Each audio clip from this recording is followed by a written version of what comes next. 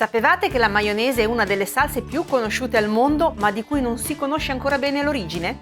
Tra miti e leggende senza tempo, quel che è certo è che questa salsa a base di uova si sposa alla perfezione con piatti di carne e pesce, ma non solo. È perfetta anche per farcire panini ed è usata per preparare piatti famosi come l'insalata russa, ad esempio, ed è la base per ottenere salse come l'aioli, la salsa tartara, la salsa tonnata, la remoulade e la salsa cocktail.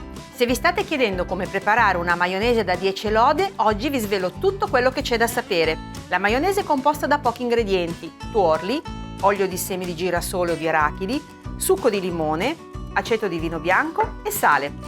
Ma dobbiamo assicurarci che siano di qualità e freschi. Mi raccomando, tutti gli ingredienti devono essere rigorosamente a temperatura ambiente. E ora mettiamoci all'opera.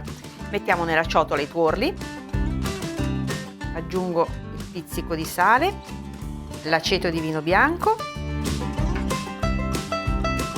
il succo di limone, comincio a sbattere e poi unirò a filo l'olio.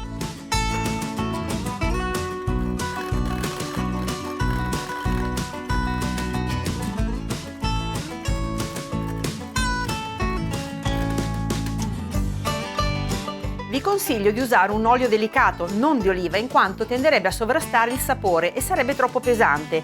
L'olio va versato a filo per evitare di far impazzire la maionese. Infatti, se aggiungete troppo olio tutto in una volta, rischiate di compromettere l'emulsione. Quando sarà densa e vellutata, la mia maionese è pronta.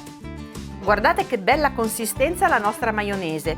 Oltre a quella classica, ne esistono davvero tantissime varianti, da quella al wasabi a quella alla senape, a quella al basilico. Io forse sarò un po' nostalgica, ma una buona maionese fatta a regola d'arte come tradizione comanda riesce sempre a conquistarmi al primo assaggio.